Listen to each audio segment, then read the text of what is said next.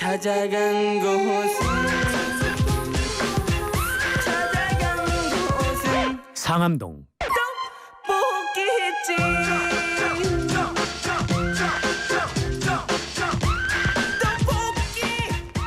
YTN 라디오 이재현의 뉴스 정면 승부 4부 수요일 이 시간에는 뉴스를 요리하는 순서죠. 정치권에 뜨겁고 독한 이슈만 모아서 매콤하게 요리하는 상암동 떡볶이 순서입니다. 자, 오늘도 이 뉴스 두 가지 가지고 좀 살펴보도록 하겠는데요. 얼만큼 독한 맛을 갖고 있는 뉴스인지 평가를 해보겠습니다. 함께해 주실 두 분 소개합니다. 김용태 전 국민의힘 최고위원 나오셨습니다. 안녕하세요. 네, 안녕하세요. 김용태입니다. 김민아 시사평론가 모셨습니다. 안녕하세요. 안녕하세요. 네. 자, 오늘 첫 번째 다룰 뉴스는 이재명 민주당 대표 검찰 조사와 관련된 내용입니다. 자, 성남FC 후원금 의혹과 관련해서 어제 검찰에 출석해서 12시간 동안 조사를 받았죠. 이 대표는 조사를 마치고 나와서 기소할 것이 명백하다. 법정에서 진실이 가려질 것이다. 이렇게 얘기를 했습니다. 자, 김용태 최고위원님, 이 대표의 검찰 조사 어떻게 보셨습니까? 헌정사상 제1야당의 대표가 현재 대표가 검찰 조사를 받는 것만큼 정말 초유의 상황은 없었던 것 같습니다. 네. 이게 뭐 정치권으로 봤을 때 국민도 불행한 것이고요. 정치권 전체적으로 비극적인 일이 아닐 수 없다고 생각되고요. 그런데 한 가지 좀 의문인 거는 과거에 박근혜 전 대통령 그 제3자 뇌물죄에 관련해서요. 그 한국 동계 스포츠재단의 똑같은 사건, 비슷한 사건이잖아요. 그때 묵시적 청탁까지 인정해가면서 그때는 민주당이 굉장히 강하게 비판했었는데 어제 보니까 민주당 지도부가 총출동해가지고 이재명 대표 뒤에 서 계시는 거 보고 와, 민주당은 정말 내로남불이구나 그런 좀 생각을 좀 느꼈습니다. 네. 바로 이제 그 부분 뭐 지금 말씀하셨는데 제3자 뇌물죄 이 혐의로 어제를 이제 조사받은 거잖아요. 제3자 뇌물죄 이게 이재명 대표에게 적용될 수 있느냐 논란이 뜨겁습니다. 어쨌든 이재명 대표 측에서는 이게 정당한 광고였다. 이게 후원이 아니라 광고비 집행한 것이었고 또 그리고 이제 적극 행정 아니냐 이렇게 얘기를 했어요. 자, 김민아 평론가는 어떻게 보십니까? 그러니까 이제 말씀하신 제3자 뇌물죄와 관련돼서는 이 기업이 이제 돈을 성남FC에 낸 것이 이제 대가성이 있느냐. 네. 그래서 이 대가성을 입증하려면 제3자 뇌물죄의 경우에는 부정한 청탁이 있었느냐 그리고 그것을 네. 이제 이재명 대표가 인지했느냐 등등을 이제 따져야 되는 게 있는 것이죠. 그래서 그 쟁점이 있는 건데 네. 지금 검찰은 부정한 청탁이 있다는 증거를 가지고 있다. 진술도 있고 여러 걸 종합을 했을 때 부정한 청탁이 있고 그거의 대가성으로 이제 성남FC의 기업들이 돈을 낸 것이다. 이렇게 이제 보는 거죠. 네. 근데 말씀하신 대로 이재명 대표는 그렇지 않다. 이 성남FC가 기업들로부터 돈을 받은 거는 정당한 어떤 광고비를 집행한 것이고 그의 대가로서 어떤 이제 광고를 한 것이고 그다음에 이제 이 기업들이 돈 낸 것의 어떤 대가로서 이제 뭐 용도 변경 부지의 용도 변동을 해줘 갖고 거기에 이제 사업을 할 수 있게 해줬다거나 이런 것들은 시에서 이제 정책적인 판단을 해서 이 성남FC 문제와는 별개로 이제 정책적인 판단을 한 거다 이제 이렇게 주장하고 있는 것이죠. 그래서 이게 사실 사실관계의 어떤 유무를 다투거나 그런 게 아니라 동일한 건을 놓고 어떻게 해석하느냐의 문제로 지금 이제 가고 있는 거거든요. 그렇다라는 점을 볼 때 결국은 이게 법정에서 승부가 날 수밖에 없는 그런 조건인 것 같아요. 검찰은 뭐 이재명 대표가 얘기하는 것처럼 반드시 기소를 하는 것이고 다만 이제 이게 뭐 법적으로는 법리적으로는 그래서 이것을 어떻게 판단할 것이냐가 상당히 앞으로 뉴스에 많이 나오고 쟁점이 되겠지만 정치적으로는 우리 국민들이 계속 이거에 대해서 이 모든 법리의 하나하나를 뉴스에 나오는 거를 봐가면서 이해를 해야 되고 따라가야 되는 것이냐 그런 것들은 저는 좀 의문입니다. 그래서 그런 부분과 관련돼서는 민주당이 지금 김용태 전 최고위원 말씀하신 것처럼 이재명 대표가 어떤 검찰 조사를 받으러 뭐 출석을 한다거나 또는 어떤 사안이 뭐 이렇게 보도가 나왔다거나 할 때마다 이제 검찰의 정치적 탄압이다 그리고 이것은 뭐 부당하다 이런 얘기만 계속 하는 것보다는 우리는 어쨌든 성실히 조사를 받고 검찰이 하는 거에 대해서 최대한 협조할 테니까 우리는 우리의 얘기를 하자 국회가 할 일을 하자 앞으로 이렇게 가닥을 잡아가는 게 좋을 것 같아요. 그래서 좀 어제는 좀 더 이제 드라이하게 얘기를 하는 게 좋지 않았을까 이런 생각이 들고요. 어제 뭐 이재명 대표가 조봉암의 사법살인까지 얘기를 했는데 예. 그 이제 국민들이 듣기에는 저거는 너무 좀 이렇게 과장해서 얘기하는 거 아니냐라는 느낌이 있을 수가 있거든요. 그래서 그런 점에서는 앞으로 변화된 태도가 있어야 된다고 보이고요. 다만 이런 건 있습니다. 지금 또 보도가 나오는 걸 보면은 검찰 조사 과정에서 이재명 대표가 무슨 얘기했는지까지 이제 일부 단독 이렇게 갖고 보도가 많이 되고 있는데 이렇게 하면은 또 민주당 입장에서는 그게 피의사실 공표다 이렇게 나올 수밖에 없어요. 그러면 이제 또 원치 않게 계속 이제 검찰 조사 때 나왔던 얘기 그게 또 제3자 뇌물죄 법리 구성하는데 어떤 조건인 거냐 맞냐 틀리냐 이 얘기 쭉 하게 되는 건데 그런 불필요한 논란을 또 수사기관 입장에서 언론 취재에 좀 이렇게 좀 너무 적극적으로 임해가지고 그런 논란을 또 막 키우는 것도 바람직하지 않지 않느냐 그런 여러 가지 좀 판단을 해볼 수가 있을 것 같습니다. 검찰 측에서 언론 플레이를 하는 부분이 있고 또 거기에 대응하다 보니까 민주당이 끌려가는 모습을 보일 수 있다. 그런 지적을 하신 거네요. 그렇습니다. 네. 예. 어제 이재명 대표의 성남지청 출석은 상당히 요란했습니다. 예. 예, 지청 앞으로 바로 건물로 가지 않고 100m 전에 내려가지고 지지자들의 환호에 손을 흔들어서 답을 했고 그다음에 50명 가까운 민주당 의원들이 뒤에 서서 이재명 대표의 입장문 발표를 이렇게 엄호하는 듯한 그런 모습을 보여줬는데 여기에 대한 비판도 좀 많이 있고 아니면 또 민주당 내에서는 단결된 모습을 보여줬다라는 자평도 하고 있어요. 김용태 의원께서는 어떻게 보시는지요? 시간이 지나고 이재명 대표가 점점 약해지는 모습이 보이면 그 단일 대우 다 흩어질 겁니다. 그러니까 결과적으로 민주당 지도부가 거기 갔던 이유는 이재명 대표를 위해서 간 것도 아니고요. 제가 봤을 때 여당이어서 당에 달라서 좀 조심스럽지만 결국에 국회의원들 다 공천권 위해서 대표한테 잘 보여서 공천권 받으려고 간 거 그 이상 그 이하도 아닌 것 같고요. 저희 여당 상황도 지금 보면 뭐 적절한 예가 아닐 수 있겠습니다만 그 나경원 의원 전 의원 출마와 갖고도 지금 윤핵관이라는 분들이 지금 조리돌림하고 있는 것 보면 이재명 대표도 지금 조금이나마 조금 약한 모습 보이거나 이러면 아마 민주당 의원들이 먼저 일어나서 공격하기 시작할 겁니다. 그래서 저는 이거는 단일 대우는 시간이 지나면 분명 해체될 거라고 보여지고요. 그러니까 거기 간 지도부는 뭐 이재명 대표의 주장대로 뭐 탄압을 받아서도 아니고요. 뭐 전 국회의원들이 그저 그냥 당대표한테 잘 보여가지고 공천을 위해서 간 거다. 그 이상 그 이하로 해석하지 않으셔도 될 것 같습니다. 네. 어쨌든 많은 의원들을 대동하고 출두한 것에 대해서 방탄 이미지를 강화시킨 것 아니냐 이런 지적도 있는데 김민하 평론가는 어떻게 생각하세요? 저도 이제 그런 지적에는 공감을 하는 게 사실 이런 측면이 있을 수가 있습니다. 어쨌든 당의 대표가 검찰 조사를 받으러 가는데 뭐 혼자 가는 건 좀 모양새가 그렇지 않느냐라는 차원에서 지도부가 일부가 이제 동행을 한다든지 과거에 이제 그 미래통합당 시절에 황교안 대표가 이제 검찰 출석할 때 김도읍 당시 이 원내수석이 같이 갔거든요.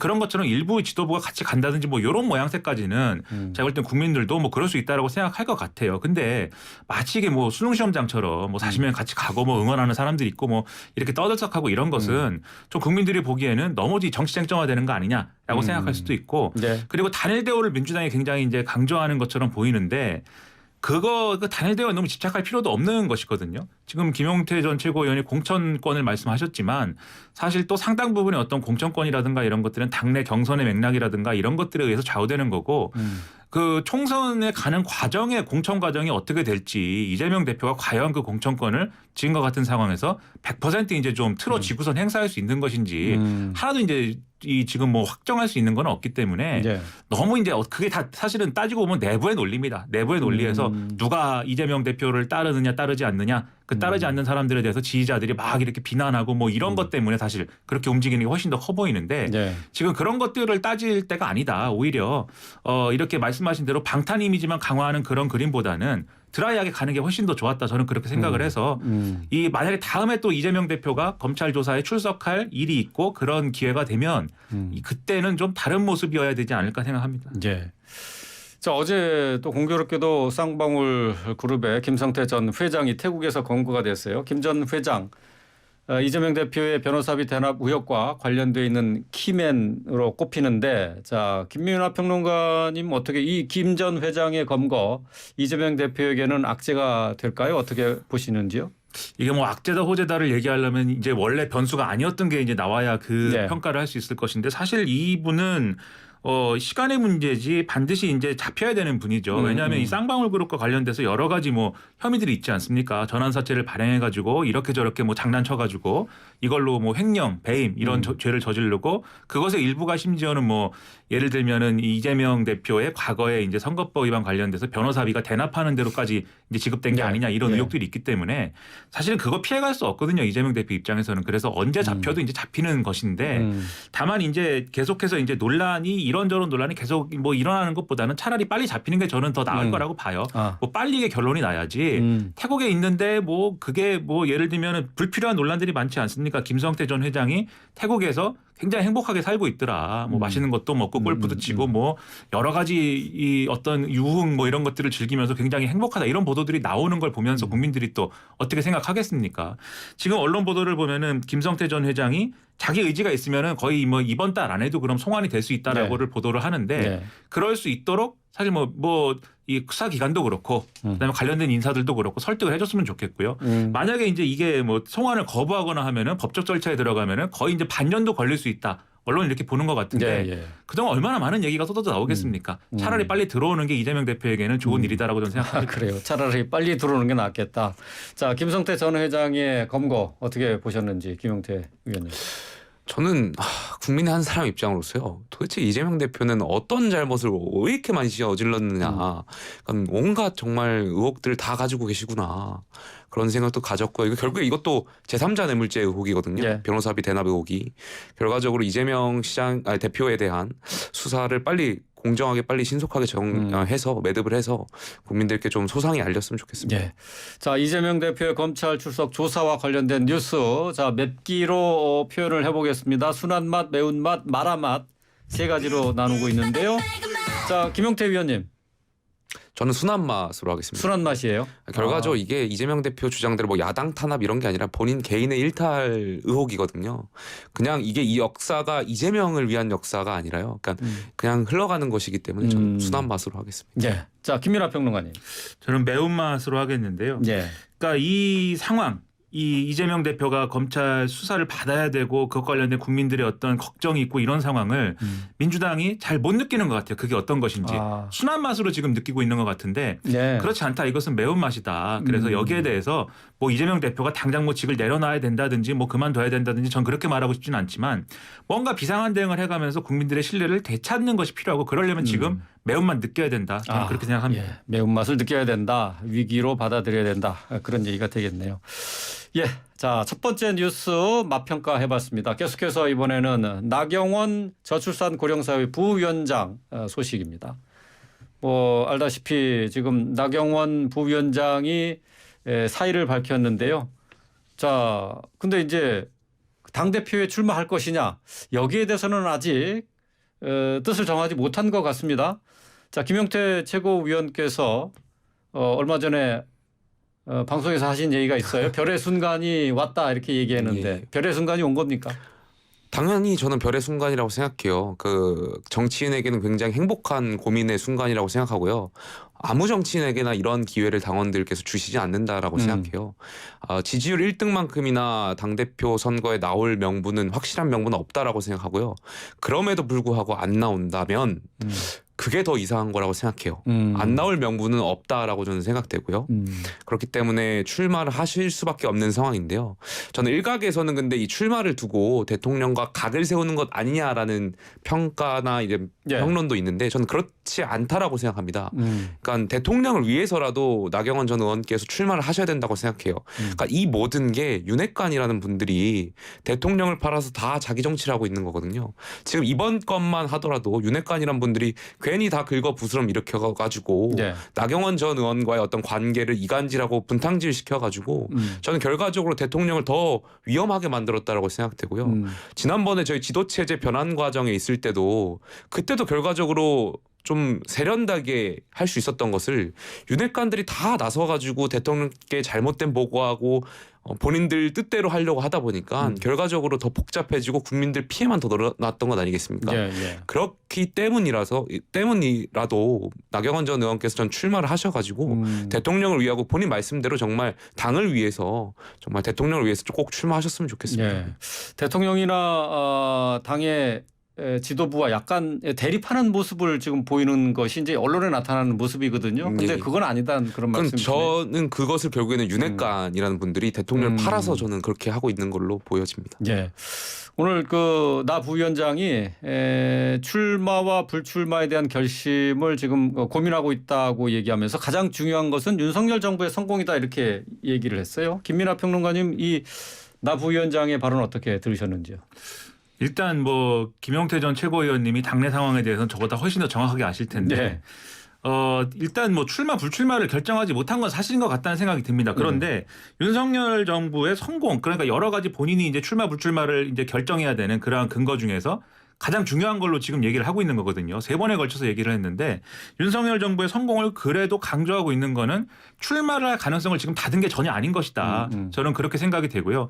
오늘 이제 신년 인사회 하는데 뭐 이렇게 사진 쭉 찍힌 거 보니까 다른 당권 주자들하고 김기현 의원하고 뭐 황교안 전 대표도 있고 뭐 여러 명 당권 주자들이 있는데 네. 거기 중간에 껴서 같이 발언하고 같이 이렇게 행동을 하지 않습니까? 그런 걸 봐도 이게 안 나갈 스탠스는 전혀 아니다. 나갈 수 있으면 나가겠다는 건데 예. 다만 이제 나가겠다고 하는 명분이 지금 뭐 내가 이거 윤석열 대통령과 이 대통령실이 너무 잘못 나가는 것 같아서 내가 한번 정신 번쩍 차리게 해보겠습니다. 이런 건 전혀 아닌 거죠. 그런 게 아니라 나도 윤석열 정부 성공을 위해서 잘할 수 있기 때문에 허가해 주신다면 예. 양해해 주신다면 제가 한번 나가보겠습니다라는 취지로 지금 움직이고 있는 걸로 보이거든요. 근데 저는 이거보다는 훨씬 더 좀 적극적일 필요가 있다고 봐요. 그러니까 반드시 꼭 뭐 윤석열 대통령과 윤석열 대통령 뭐 이 대통령실을 바로잡겠다 이게 아니라 할지라도 좀 더 적극적으로 이 행보의 어떤 방향을 정해서 계속 지금 뭐 대통령실의 어떤 뭐 눈치 보고 또 이 김기현 의원 쪽 소위 말하는 윤핵관들의 눈치 보고 뭐 이렇게 갈 게 아니고 예. 자기 중심을 갖고 가면 되는 거거든요. 오히려 지금까지 나경원 전 의원이 자기 중심이 없는 것 같은 정치적인 모양새가 있었기 때문에 오히려 더 이렇게까지 하는 거일 수 있기 때문에 이번에 이 뭔가 달라진 모습을 보여주면 당원들도 국민들도 어느 정도는 호응할 수 있지 않을까 그런 생각을 좀 갖게 됩니다. 네. 더 적극적인 행보를 주문하셨는데 그러니까 뭐 주변에서 들려오는 얘기들이나 이런 것에 아랑곳하지 말고 자기 뜻을 세워라 그런 얘기가 되겠네요. 그렇죠. 메시지 자체가 무슨 뭐 윤석열 대통령하고 각을 세울 필요는 전혀 없겠지만 네. 그래도 나아갈 것이냐 아니면 뭐 접을 것이냐는 분명히 해야죠. 저는 뭐 그냥 출마의 명분을 가지고 출마를 하면 되는 문제라고 저는 생각합니다. 네. 이거 출마와 관련해 가지고 일각에서 윤핵관 의원분들께서 나경원 전 의원을 향해서 뭐 올바른 결정을 내릴 것을 보인다라든지 혹은 힘든 순간이다 이렇게 말씀하시는 분들이 있는데요. 예. 저는 그런 분들 더 조심해야 된다고 생각해요. 오히려 그런 그래요? 분들이 예. 더 힘들겠죠. 나경원 전 의원이 만약에 출마하고 지지율이 높으면 그분들이 머리 아플 겁니다. 어디에 줄 서야 되나. 정말 윤심이 어디로 가 있는지 그분들이 정말 양다리, 세다리, 네다리 다 걸쳐야 되기 때문에 나경원 전 의원은 행복한 고민일지 모르겠지만 오히려 그 말씀을 하는 분들이 더 힘든 순간일 거라고 생각되고요. 예. 지금 뭐 일각에서 나경원 전 의원을 돕는 분들이 없을 거다, 돕는 현역 의원들이 없을 거다 이런 평가도 하는데요. 출마해서 지지율 높으면요. 국회의원들 다 줄 섭니다. 그러니까 그런 거 걱정 안 하셔도 될 것 같습니다. 걱정 안 해도 된다. 예, 알겠습니다. 자, 나 부위원장의 출마 여부 뭐 이제 2달도 이제 좀 안 남았습니다만은 전당대회 앞두고 가장 뜨거운 뉴스가 됐는데요. 두 분께서 이 뉴스 어떻게 맵기로 표현을 하셨는지 들어보겠습니다. 자, 먼저 김민하 평론가님. 저는 마라맛으로 하겠습니다. 말아마시오. 저는 대통령실, 과거라면 청와대, 지금은 대통령실이 여당의 어떤 중진 의원 그리고 지금 저출산고령사회위원회 대통령 직속위원회 부위원장도 맡고 있는 이런 인사를 이렇게 망신 주는 것은 처음 봤습니다. 정말 네, 처음 보는 광경이고 이렇게까지 할 수 있나라는 생각도 드는데 이것도 마찬가지입니다. 지금 대통령실하고 그다음에 대통령도 그렇고 또 여당도 이게 얼마나 이 매운 맛을 넘어선 이상한 맛이냐라는 거를 느껴야 되고 실제 국민들도 그런 맛을 느끼고 있을 것이고 당원들도 아마 나경원 전 의원도 포용 못하나 이런 분위기가 분명히 있을 거예요. 예. 지금 자각을 해야 되는 시점이 아닌가 생각합니다. 마라맛을 넘어선 이상한 맛이다. 자, 김용태 의원님. 저도 같은 의미로 매운맛으로 하겠습니다. 그러니까 저 마라맛까지는 안 가네요. 예. 나경원 전 의원이 정말 대통령을 위해서 열심히 일하셨고 선거 때 굉장히 열심히 도우셨는데 지금 윤핵관이라는 분들이 오히려 뭐 그 헝가리식 아이디어 차원에서 말씀하신 예. 것을 두고 좌파 취급하는 것까지 보면 정말 조리돌림이 너무 심하다. 뭐 이런 생각을 좀 해보고 있습니다. 예, 알겠습니다. 자, 오늘 뉴스 맛평가, 맵기 평가 여기까지 하도록 하겠습니다. 상암동 떡볶이 김용태 전 국민의힘 최고위원, 김민아 시사평론가와 함께했습니다. 고맙습니다. 고맙습니다. 감사합니다.